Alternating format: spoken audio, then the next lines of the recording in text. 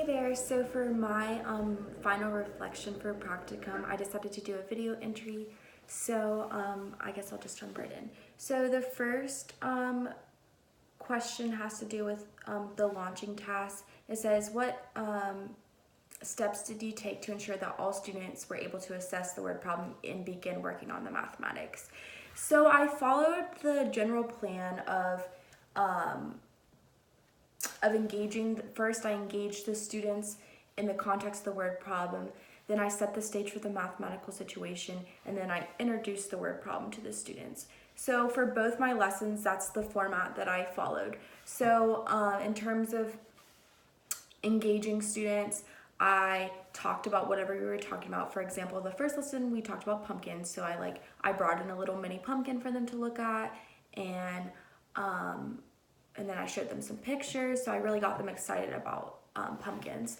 And then for my second lesson plan, I did a lesson about raking leaves. So I showed the students pictures of leaves, and I also showed them a video of somebody raking leaves, so they were really getting to be engaged in the problem. And then the next thing I did was set the stage for the mathematical situation. So that's where I started introducing the problem. So for example, for my second lesson, I said, recently my cousin Jack raked a pile of leaves while we were at grandma's house. And then I showed the students a picture of a pile of red and orange leaves. And then I asked the students what did they notice about the picture. And then obviously they told me they noticed that they were red and orange. And then I told the students, I was like, my cousin Jack raked a pile of 14 leaves that day. Some were red and some were orange. And so that set the stage for introducing the mathematical situation. And then the last thing I did was introduce the problem. So I read the problem to them. The first time I read the problem, I just asked them to listen, and I also had little slips of paper that they could follow along with. And then I read it again and had them close their eyes, and then they talked with their neighbors about what we were trying to figure out in the problem. And this really was a good strategy to get all the students to be able to figure out what the problem was asking. And just throughout that, I just emphasized asking questions to make sure that all the students were able to understand what the story problem was telling us. And so the next question says, describe your successes or missed opportunities during this practicum. So I guess I feel like I had a decent amount of successes in this course with eliciting student thinking. The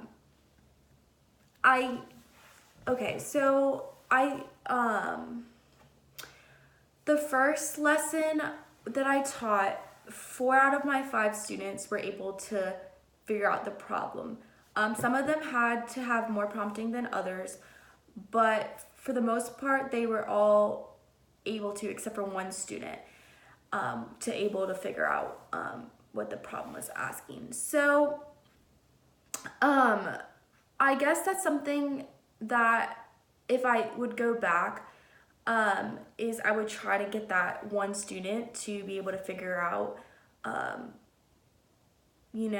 what the answer and how to solve the problem, because he was very confused about the problem. And looking back, so it was about 19 minutes into my first lesson, and I was working with this particular student, and I asked him if we had more white pumpkins or if we had more orange pumpkins. And so he told me that there was more orange pumpkins. So he was confused about the context of the problem. And so I continuously asked him to tell me what the numbers represented, and he kept telling me. He eventually grasped that there were more white pumpkins than orange pumpkins, but every time I would point to both of his numbers on his page, I would say, what's this number represent? And he'd go, white pumpkins. And I said, what does this number represent? And he'd tell me the white pumpkins. So he wasn't understanding that the problem was we had to solve for white pumpkins, find the white pumpkins and the orange pumpkins, and which one had more. And so he was struggling immensely with this problem type. And so looking back, I think I would have spent more time with him, and I really would have unpacked it more. I would have read him the problem a few times, more times, and maybe like highlighted things in the problems to help him figure it out. But yeah, so that's something that was one of the things that I would go back, or a missed opportunity to like help elicit thinking. I think I could have done a better job with that interaction. So the next question or category or whatever is eliciting student thinking. And so the question says, what have you learned about eliciting student thinking through this practicum experience? So I think it's really cool because in the past, I've always kind of just thought that the way you were supposed to teach math was you were supposed to just take the pencil from the kid and show them, or physically have to show them.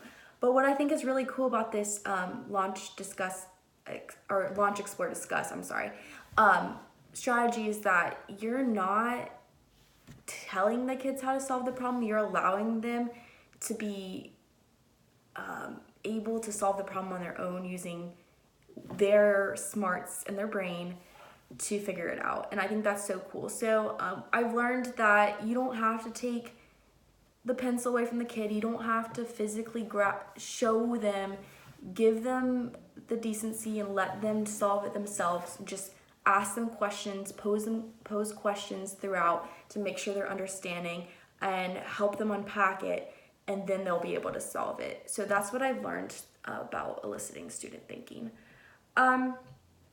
So the next bullet is about equitable mathematics teaching.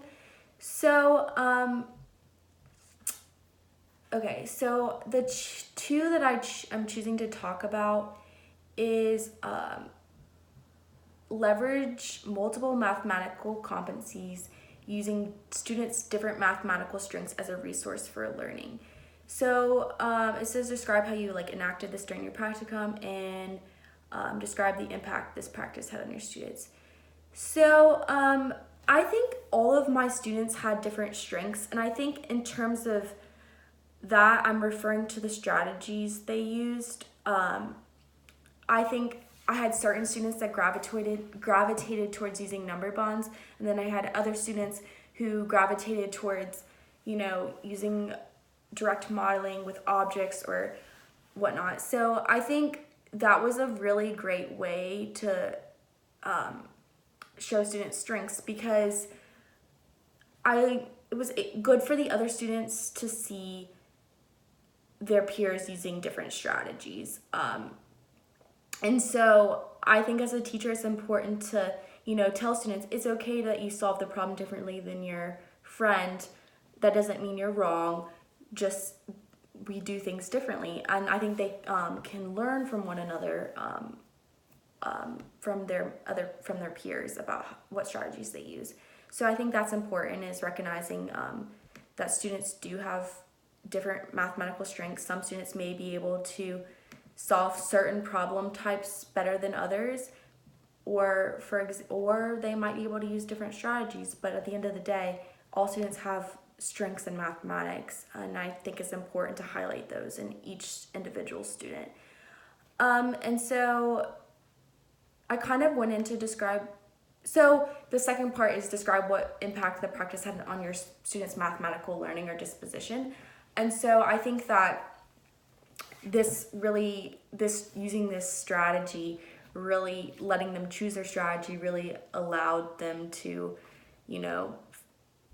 ultimately succeed at solving the word problems, because they knew that they were able to use whatever strategy they would like, and that they weren't wrong because they chose a certain way. But yeah. And so then the next of the equitable mathematics teaching bullets that I chose was affirm mathematics learners' identities, promote student participation, and value different ways of contributing. And so So, I think this is another really important thing that I did was I really wanted students to participate, but I also realized that certain students are more apt to participate in certain ways. So some students may, you know, participate in different parts of the lesson. So, or maybe they are not going to participate, like in terms of, you know, maybe they're not going to answer your question, but maybe they'll talk during the launch or like, I don't know. I just feel like there's certain, it's important as a teacher that to realize that kids are going to contribute to the lesson in different ways. Some students may not want to answer certain questions, and some students may be shy or they're just, that's not something they like to do is talk. But like maybe they'll, I mean, I had students, all of my students pretty much talked during both of my lessons that I taught. So I think that was a really cool thing because I was able to see them actively participate and want to participate. And you know, some other students, maybe their way of contributing is they volunteer to pass out the math chips, or you know, or they participate when they're talking to you. So I think that's kind of what I saw in allowing my students to participate in different ways or contribute in different ways was honestly really cool for the students, and they were able to all help and participate in their own ways. And so the last thing is general takeaways. And so like share 3 takeaways that I learned from this semester or from the practicum. So my biggest takeaway is children can learn using the launch, discuss, explore approach. Before I was in the practicum, I kind of mentioned this earlier, but honestly, I work at a daycare, so I've always like tutored kids or helped them with their homework, and I've always been the person to take the pencil from the kid and say, all right, this is how you solve it. But when you're doing that, you're stripping the kid of the ability to think that they can do it themselves. So I've learned that this approach is the best way to approach mathematics because the students and the kids have the ability to solve the problems on their own. You just have to help them out a little bit by eliciting their thinking and giving them the resources in order to succeed and solve the problem. So I think this was my biggest takeaway was this approach does work, and this is a great approach to use for solving word problems. Kids do wonderfully with it. It allows them to think outside of the box. It allows them to challenge themselves to use different strategies and whatnot. And then another takeaway I had was like children learn differently. So my takeaway for this is not every child's the same. I had kids that would finish the word problem in less than a minute or two, and then I had other students that were struggling to, know what the word problem was about. So I think the importance of,